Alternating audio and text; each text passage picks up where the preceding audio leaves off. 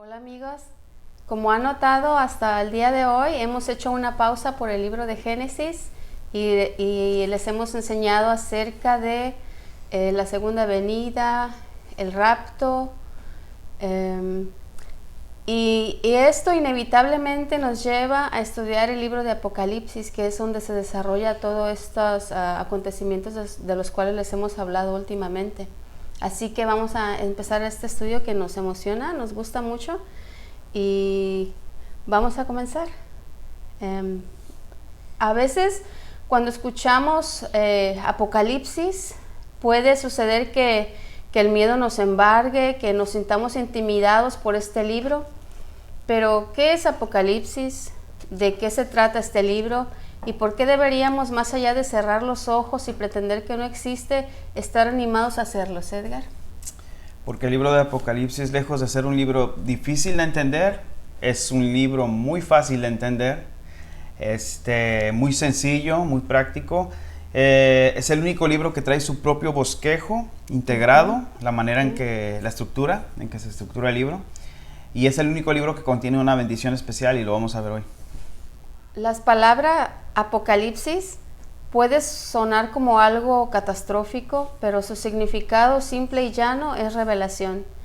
Y esto trae a mi mente, Edgar, cuando Daniel quiere entender las visiones que Dios le mostró en capítulo 12 de su mismo libro, Daniel. Y Daniel dice, yo oí, pero no pude entender.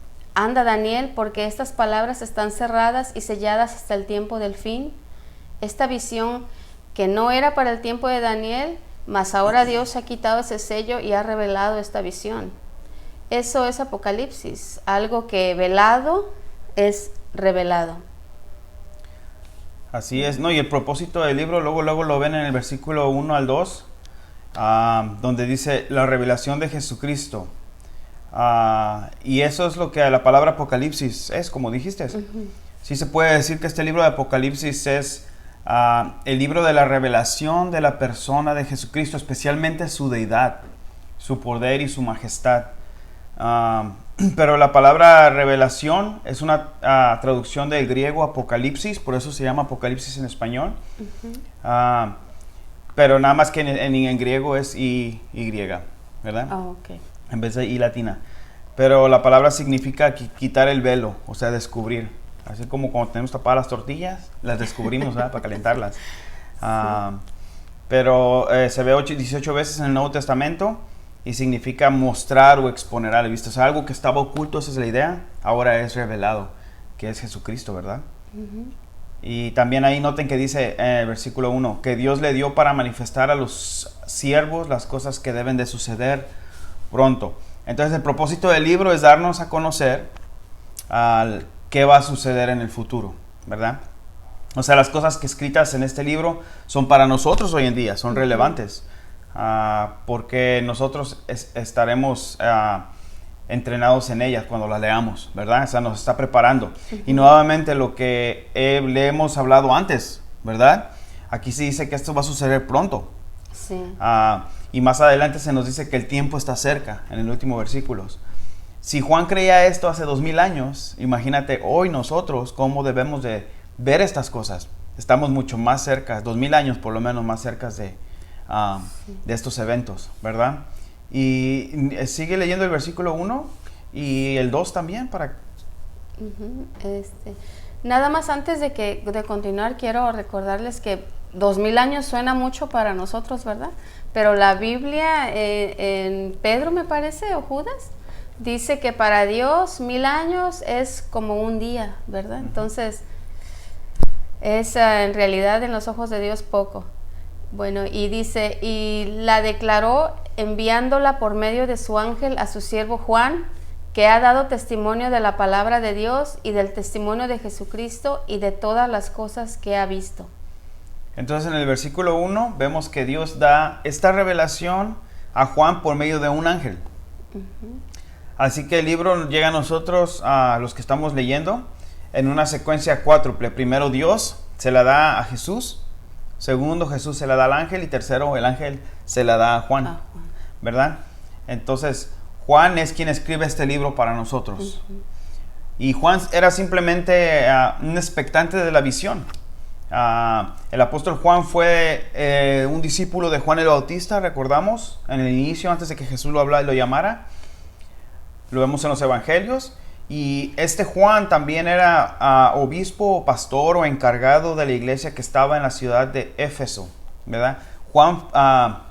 Pablo fundó esta iglesia en Éfeso, creo que en su segundo viaje misionero. También la tuvo Timoteo la tuvo en su cargo.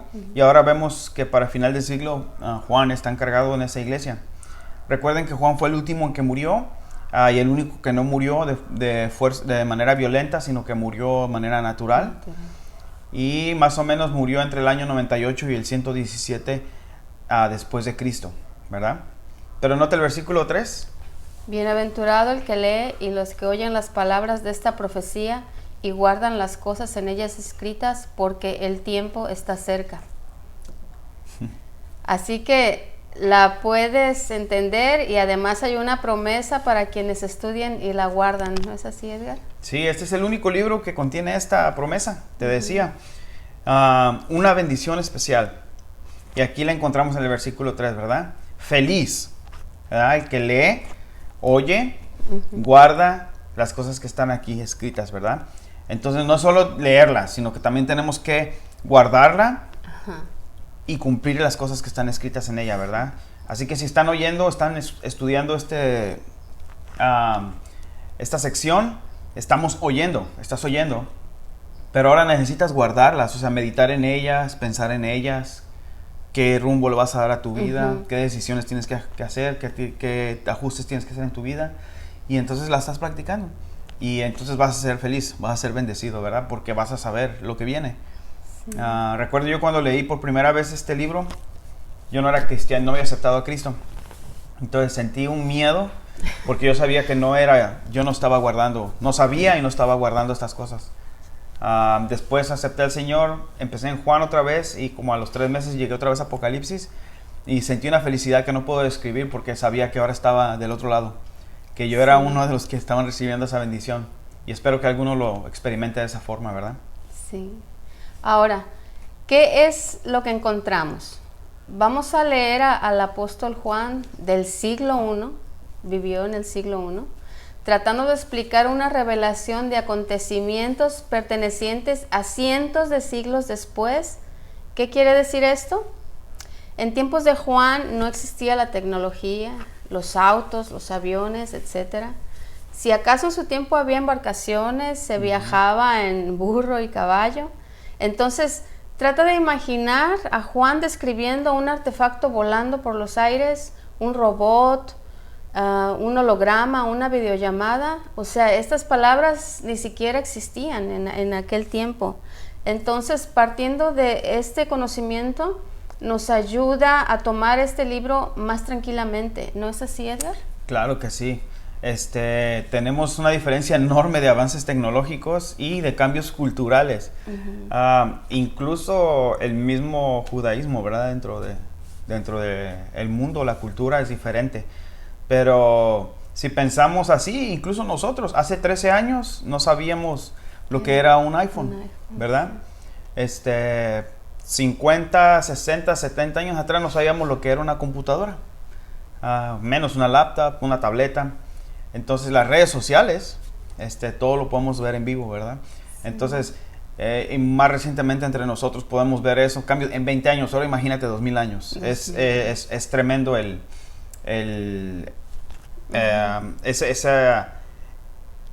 ese gap que hay entre las tecnologías, ¿verdad? Muchas veces se viajaba a pie, ¿verdad? Muchas veces se viajaba a pie. En los romanos crearon los tremendos, era una de las maravillas de ese tiempo. Era como las carreteras, megacarreteras de ese tiempo, ¿verdad? Que conectaban las ciudades y los países, los caminos romanos. La vía Apia, uno de ellos, era de los más famosos. Pero noten los saludos a las 7 iglesias en los versículos 4 al 6. Pero el versículo 4. Sí, Juan a las 7 iglesias que están en Asia. Gracia y paz a vosotros, del que es y que era y que ha de venir, y de las 7 espíritus que están delante de su trono, y de Jesucristo el testigo fiel, el primogénito de los muertos y el soberano de los reyes de la tierra, al que nos amó y nos llevó de nuestros pecados con su sangre. Y nos hizo reyes y sacerdotes para su Dios, su Padre. A Él sea gloria e imperio por los siglos de los siglos. Amén. Edgar, en el versículo 4, ¿a qué se refiere con 7 iglesias? Bueno, aquí Jesús literalmente les está hablando a 7 iglesias que existían en ese tiempo, en el tiempo de Juan, en el área de lo que hoy conocemos. Cuando escuchamos Asia en nuestros días, nos imaginamos China, Indonesia, todo eso, pero no. Asia en nuestros tiempos es el país de Turquía. Entonces estas 7 iglesias estaban originalmente en el tiempo de Juan situadas específicamente en el país, a través del país de Turquía, de lo que conocemos hoy como Turquía. Pero también se refiere a 7 etapas y 7 clases de iglesias a través de la historia natural. Pero eso lo vamos a ver en el siguiente video. Okay. Y noten ahí que dice, y de los 7 espíritus que están delante de su trono. Simple y sencillamente, el número 7, cuando estudiamos la numerología bíblica, lo que representa es la plenitud. Entonces los 7 espíritus hablan del Espíritu Santo, ¿verdad? Y voy a poner algunas referencias ahí abajo también para que ustedes lo lean y lo confirmen. Pero noten que el versículo 5 habla del testigo fiel, que es Jesús, el cual resucitó entre los muertos para lavarnos, dice ahí, de nuestros pecados, y a través de su sacrificio expiatorio en la cruz, reina en majestad. Nos da salvación y a la vez reina en majestad, soberano. Y amigos, vean en el versículo 7 lo que les mostramos en el video de la segunda venida. La referencia aquí es a ese evento futuro. He aquí viene con las nubes y todo ojo le verá y los que le traspasaron y todos los linajes de la tierra harán lamentación por él. Sí, amén. Yo soy el alfa y la omega, principio y fin, dice el Señor, el que es, que era y que ha de venir, el Todopoderoso. Sí, recuerden, eso lo estudiamos ya en el rapto, ¿verdad? Y la segunda venida. En el rapto viene con su iglesia, por su iglesia, perdón, y en la segunda venida viene por su iglesia en las nubes, ¿verdad? Entonces aquí se viene con las nubes y todo ojo le verá. Entonces estás hablando de la segunda venida de nuestro Señor Jesucristo, que es al final de la tribulación, lo vamos a ver en el futuro, en el libro. Y noten la deidad de Jesús, ¿verdad? Él es el principio y el fin. El alfa y el omega es la primera y la última letra del alfabeto griego.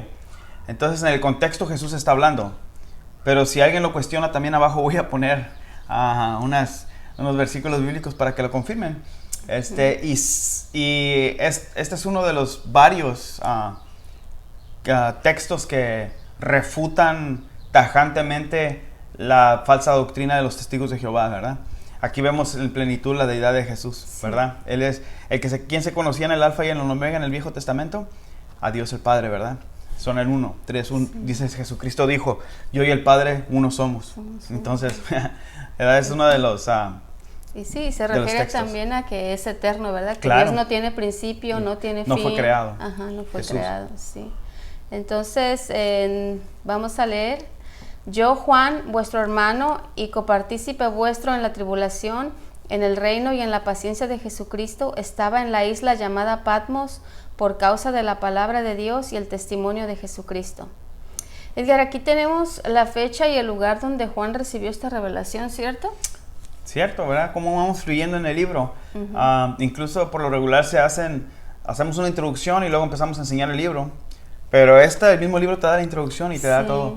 El libro fue escrito alrededor del año 95 después de Cristo, unos 50 años después de que Jesucristo fue crucificado por los romanos y por nuestros pecados y planeado por los judíos, para que no digan quién fue. Fuimos nuestros pecados, ¿verdad? Entonces, para ese tiempo el emperador romano era Domiciano, que reinó, que fue emperador entre el año 81 y el 96 después de Cristo. Entonces, ese es el ambiente político. Un ambiente hostil contra los cristianos, ¿verdad? Y el lugar donde Juan lo escribió, lo leemos aquí, fue en Patmos, en la isla. Para ese tiempo el apóstol el apóstol Juan estaba desterrado en esta isla Patmos, que actualmente está en las afueras del país de Turquía, y se llama ahorita Patino, la isla, una isla muy pequeña. Wow. Y la condición de los cristianos en ese tiempo, bueno, era tremenda. Este texto nos lo confirma, ¿verdad? La tribulación dice aquí, ¿verdad? Por la palabra de Dios. Pero tenemos que tener cuidado. Esa tribulación, Jesucristo dijo, en este mundo tendréis aflicción. Tribulación, dice otra traducción. Entonces la tribulación de la que habla aquí no es la gran tribulación de la que vamos a hablar, que va a pasar en el futuro, sino que es problemas, vicisitudes, circunstancias, dificultades que vivimos en este mundo como cristianos, ¿verdad? Lo estaba viviendo Juan en ese momento. Entonces no hay que hacer esa diferencia. Por eso muchos se equivocan, porque confunden esa tribulación. Estamos en medio de la tribulación, pero no es así. Es algo que nosotros experimentamos como creyentes, ¿verdad? La gran tribulación es algo más diferente, lo vamos a estudiar más adelante. Pero en el primer siglo, esa es la tribulación de la que está hablando Juan. Y que Jesús le dijo a su iglesia. En el primer siglo se estima que fueron 2 millones, de 2 a 6 millones de cristianos que perdieron su vida. En los coliseos romanos, mordidos por bestia, ejecutados por ejecutores o por gladiadores, quemados vivos como antorchas para alumbrar los caminos romanos. Fueron metidos en aceite, fueron matados a flechas, unas atrocidades que leemos de historias, quemados vivos, ¿verdad? Sí. Que todos esos cristianos bajo la persecución romana sufrieron, imagínense. Y todo este es el ambiente en el cual Juan está escribiendo la carta. Sí. A Juan mismo lo trataron de matar, Domiciano. Primero lo quiso envenenar. Milagrosamente sobrevivió. Después lo metieron en una cazuela, lo quisieron hacer carnitas. Lo metieron en un cazo lleno de aceite hirviendo, sí, y sobrevivió milagrosamente. Entonces se desesperó y lo desterró, lo mandó a esa isla a hacer trabajos donde se hacían trabajos forzados. Entonces imagínense, en este contexto, Juan está sufriendo físicamente y me imagino emocionalmente está cabizbajo. Y en ese contexto, el Señor decide en su soberanía mostrarse a él nuevamente. Sí. Ahí en esa isla solo y decirle, aquí está mi gran revelación. Sí. Y desde entonces se le conoce a Juan como, no solamente como el apóstol que Jesús amaba, sino que el revelador. Juan el revelador. Porque Dios le da bueno, desde yo pienso que desde Daniel le da gran, bueno, sin contar Isaías que le dio del Mesías, pero esta revelación es tremenda, estas profecías tremendas. Y quiero, se me hace muy, no sé si decir curioso, pero fíjate nada más, o sea, trataron de matar a Juan de una manera y de otra, y ahí podemos ver que Dios tiene la misión para cada hombre. Y entonces dijo, no, ahora no es el tiempo de Juan, y todavía no terminaba su misión y Dios no permitió que acabaran con él, ¿verdad? Como la soberanía de Dios sobre la vida del hombre, que tiene una línea en cada persona y le dio tal revelación. Sí, vas a cumplir tu propósito. Tu propósito, sí. Bueno, dice el versículo 10, yo estaba en el Espíritu en el día del Señor y oí detrás de mí una gran voz como de trompeta que decía, yo soy el Alfa y el Omega, el principio y el último. Escribe en un libro lo que ves, envíalo a las 7 iglesias que están en Asia, a Éfeso, Esmirna, Pérgamo, Tiatira, Sardis, Filadelfia y Laodicea. En los versículos 10 y 11 vemos a Juan en el Espíritu, o sea, ya está teniendo la visión. Y se nos dice que Jesús manda a Juan a que escriba este libro y que lo envíe a 7 iglesias. Es lo que nos comentaste hace unos momentos, ¿verdad? Claro, son las 7 iglesias físicas en Turquía. Y a su vez también las 7 etapas y 7 etapas y diferentes iglesias en lo que conocemos como la historia natural, pero lo vamos a ver en el próximo video, ¿verdad? Bueno. Miren la descripción, amigos, de Jesús en el versículo 12 al 16. Y me volví para ver la voz que hablaba conmigo, y vuelto, vi 7 candeleros de oro, y en medio de los 7 candeleros, a uno semejante al Hijo del Hombre, vestido de una ropa que llegaba hasta los pies, y ceñido por el pecho con un cinto de oro. Su cabeza y sus cabellos eran blancos como blanca lana, como nieve sus ojos como llama de fuego, y sus pies semejantes al bronce bruñido, refulgente como en un horno, y su voz como estruendo de muchas aguas. Tenía en su diestra 7 estrellas, de su boca salía una espada aguda de 2 filos, y su rostro era como el sol cuando resplandece en su fuerza. Wow, si no puedes describir, imagínate un artefacto que no has conocido, tratar de describir a Jesús en esa la visión revelación que está teniendo. Pablo lo dijo, sería un crimen tratar de ponerlo en palabras cuando él él murió y fue al cielo y dice, no. Entonces, si ves algún libro ahí que yo fui al cielo por un momento, ahí tú sabrás si lo compras o no, porque yo no lo compraría. Si Pablo, el gran apóstol Pablo, el más grande de los apóstoles, el tremendo, el más fuerte apologista, teólogo de la historia de la iglesia cristiana, dijo, es un crimen si trato de escribir algo. Nunca dijo nada. Palabras, Cuanto más un niño o una doña, tal vez se comió unos tacos y le cayeron mal y en la noche soñó algo, ¿eh? Pero bueno, o peor que del infierno, ¿verdad? No. Pero bueno, son las cosas que se refutan con la palabra, ¿verdad? Imagínate, Juan, yo lo pienso siempre que lo leo. Juan vio a Jesús en la carne, lo conoció. A los 30 años, estuvo 3 años con él. Lo vio como lo hicieron pedazos los romanos, cómo murió. Técnicamente murió. Lo enterraron, lo lloró, sintió la misma angustia, las mismas preguntas en su cabeza que los demás apóstoles. Luego, pum, a los 3 días lo ve resucitado. Está con ellos 50 días, es tomado, lo ve en gloria, desaparece en el cielo. Y pum, bueno, no sabemos porque no tenemos todos los escritos si tuvo otra revelación como Pablo. Pero imagínate si nada más lo que ve ahora, cómo lo ve en gloria, lo ve glorificado en el cielo, en su deidad total. Ya no lo ve como el amigo, o sea, lo ve como, wow, caí, dice ahí. O más adelante, ahí en el 17 dice, caí como muerto a sus pies. Y ahorita vamos a leer, pero la interpretación de estos versículos anteriores están aquí mismo en el capítulo 1, en Apocalipsis, versículo 20 dice, el misterio de las 7 estrellas que has visto en mi diestra y los 7 candeleros. Las 7 estrellas son los 7 ángeles de las iglesias, o sea, los pastores, o literalmente ángeles que estaban encargados, porque sabemos que hay ángeles encargados, hay demonios encargados de áreas, o puede que Dios tenga ángeles que nos protegen a nosotros personalmente, un ángel, entonces probablemente hay un ángel protegiendo cada iglesia, no sabemos, porque la palabra mensajero se usa para ángel y para pastor. Sí, el mismo Daniel, o obispo. El mismo Daniel describe que Miguel está encargado en Jerusalén, ¿verdad? Sobre el pueblo de Israel. Entonces... Y también dice que los 7 candeleros son las 7 iglesias. Entonces recuerden, una de las reglas básicas, la hermenéutica, lo que se le dice hermenéutica y exegesis, es que si el texto se interpreta a sí mismo, hay que dejarlo así, no hay que moverlo. Entonces ahí nos dijo, esos son los candeleros y son los ángeles o los mensajeros. Esto habla de que Jesús, para nosotros, es que Jesús está en medio de su iglesia, ¿verdad? Y guiándonos con su palabra, la espada de doble filo, que es la palabra de Dios, y protegiéndonos con su Espíritu Santo, los 7 espíritus, que es la plenitud del Espíritu Santo, ¿verdad? Todo el poder sobre su iglesia, que es la fuerza que retiene al anticristo, como ya hablamos, ¿verdad? El Espíritu Santo obrando a través de su iglesia.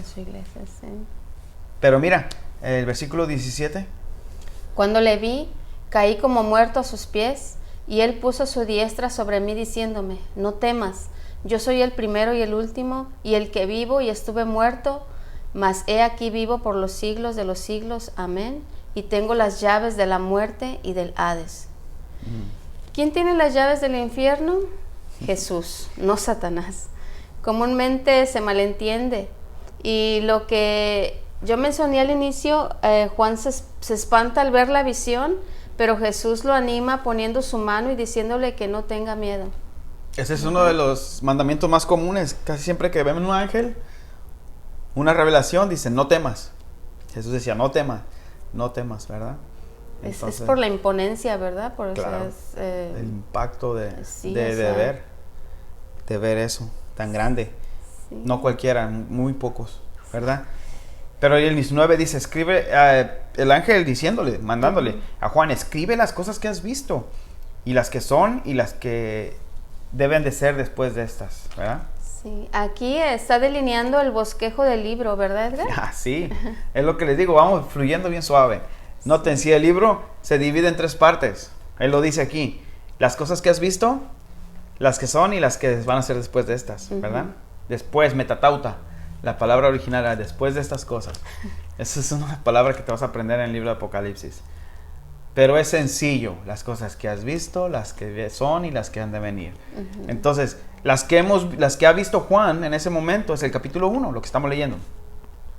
Las que son, está presenciando en ese momento, las que ha visto, o sea, vio a Jesús resucitado, glorificado, capítulo 1. Las que está viendo en ese momento es el capítulo 2 y 3, que vamos a estudiar las 7 iglesias, ¿verdad? Con excepción de lo que es futuro para él, que es las etapas históricas, ¿verdad? Pero en sí él veía las 7 iglesias en Éfeso, ¿verdad? Y las que han de ser después de estas, capítulo 4 hasta el capítulo 22 creo que tiene, en adelante, ¿verdad? Que son futuro para él, ¿verdad? Entonces, 1 es lo que ha visto Juan, ¿verdad? Que ha presenciado hace 1800 años, más 1900. En los capítulos 2 y 3 las cosas que son, en otras palabras, las cosas que Juan en su tiempo estaba presenciando, ya lo dije, cuando estaba desterrado en la isla de Patmos, y para nosotros ya son historia. De nuestro punto de vista, lo que Juan estaba viendo para nosotros ya es historia, ¿verdad? Pero creo que son 2 o 3 iglesias que es lo que es futuro para nosotros también aún, a excepción de eso, pero todo lo demás es historia. Y por último, los capítulos 4 al 22 del libro de Apocalipsis, que todos son historia para nosotros, ¿verdad? Todos son futuro, lo que vamos a ver aún. ¿Sí? Bueno, amigos, eso sería todo por hoy. Como pueden escuchar, va a ser un libro muy interesante. Les exhortamos a que nos acompañen. Como Edgar nos adelantó, los próximos estudios se tratará de las 7 iglesias. Así que los esperamos en el próximo mensaje. Estudio. Gracias.